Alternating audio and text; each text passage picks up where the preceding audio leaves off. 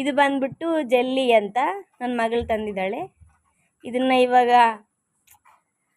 ಇದು ರಿಕಾರ್ಡಿಂಗ್ ಮಾಡ್ತಿದ್ದೀವಿ. ಬಟ್ಟೆ ಒಳಗೆ ಹಾಕಿ ಇದು ಮಾಡೋಣ. ಮಕ್ಳ ಹೊಟ್ಟೆ ಒಳಗೆ ಹೋಗಿ ಅದೇನಾಗ್ತದೆ ಅನ್ನೋದು ಇಲ್ಲಿ ಗೊತ್ತಾಗ್ತದೆ.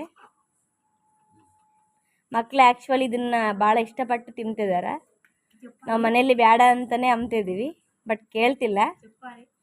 ಆ್ಯಕ್ಚುಲಿ ಇದು ತಂದಿರೋದು 4th ಕ್ಲಾಸ್ ಸ್ಟೂಡೆಂಟು,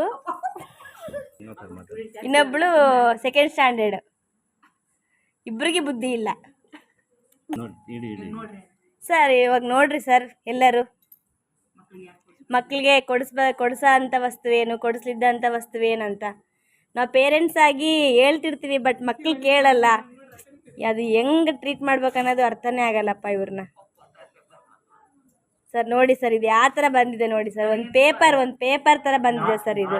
ಇದು ಮಕ್ಳ ಹೊಟ್ಟೆಲ್ಲಿ ಹೋಗಿ ಏನನ್ನ ಇನ್ಫೆಕ್ಷನ್ಸ್ ಎಲ್ಲ ಆದರೆ ಮತ್ತು ಇವು 5 ರೂಪಾಯಿ 10 ರೂಪಾಯಿಗೋಸ್ಕರ ನಾವು 1000 ಗಟ್ಟಲೆ ಅಮೌಂಟ್ ಇಕ್ಬೇಕಾಗ್ತದೆ ಸರ್ ಹಾಸ್ಪಿಟ್ಲ್ಗಳಿಗೆ. ಇದು ಯಾವ ಥರ ಸ್ಟಾಪ್ ಮಾಡಬೇಕು ಏನು ಅರ್ಥನೇ ಆಗವಲ್ತು ಸರ್ ನಮಗೆ ಆ್ಯಕ್ಚುಲಿ.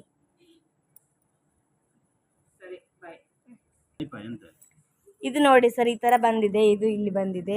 ನಾವು ಅದನ್ನು ಕೂಡ ಒಂದು ತಟ್ಟೆಲಿ ಹಾಕಿ ಇದು ಮಾಡೀವಿ. ಆ್ಯಕ್ಚುಲಿ ಒಂದು ಆಲೆ ಇನ್ನೊಂದು ಬೌಲ್ ಕೊಡಿ, ಅಲ್ಲಿದೆ. ಅದು ಕೂಡ ಮಾಡಿದ್ವಿ ಆ್ಯಕ್ಚುಲಿ. ಇನ್ನೊಂದು ರಿಕಾರ್ಡಿಂಗ್ ಮಾಡೋಣ ಅಂತ ಇನ್ನೊಂದು ತರಿಸ್ಬಿಟ್ಟು ಮಾಡ್ತಾಯಿದ್ವಿ. ನಾವು ಕೊಟ್ಟಿಲ್ಲ ಮಕ್ಕಳಿಗೆ, ನಾವು ಕೊಡಿಸಲ್ಲ ಕೂಡ.